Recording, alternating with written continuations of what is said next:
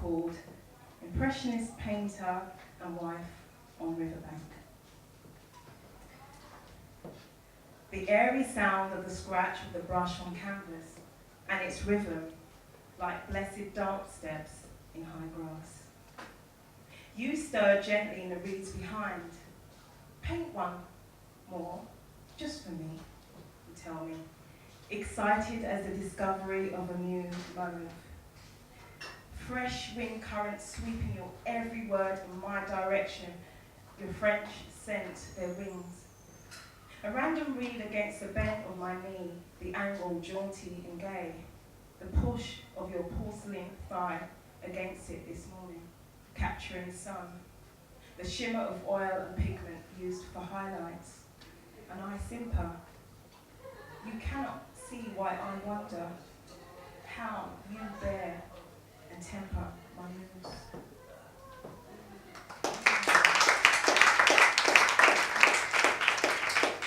Thank you. This is on the theme of love, depending on which point of view you look at it from. And it's called Muse. Can you see it? Just there. He whispers, like July air through trees about the flickering light, midway between the base of the hill we lounge on and the further north bank of the Thames.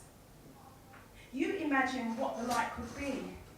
Make up stories of an undead admiral with a makeshift torch in search of comrades lost in World War II. The stars break through, pinholes in indigo velvet. I tell you I'm concentrating. Can't you see I'm making out constellations? And that it's too hot for your stories. You say the light has finally whimpered and died. I say it wasn't there to start with, and that stars serve more purpose and last forever. Tomorrow, we'll make love one final time and forget about death and stars, then drink herbal tea. You can write your screenplay, and I'll go back home and mow my lawn.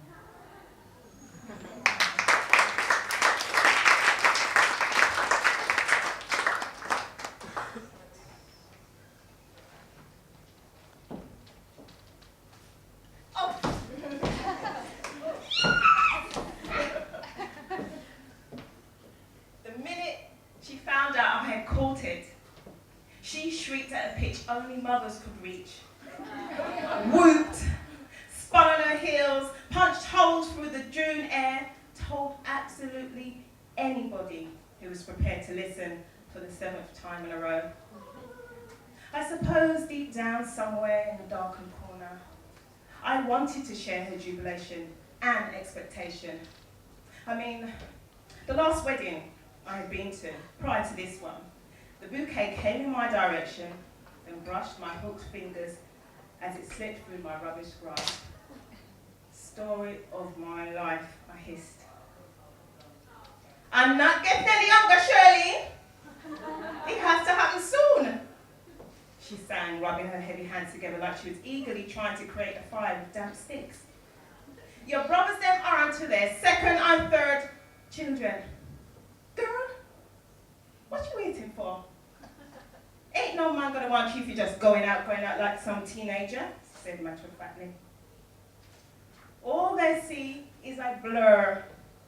Can't nobody catch no blur or lead it down the aisle? This news had made her more nimble and sprightly than she'd been for years. She then picked up her cane, which had fallen to the floor in all the excitement, suddenly remembering why she'd possessed it after all this time.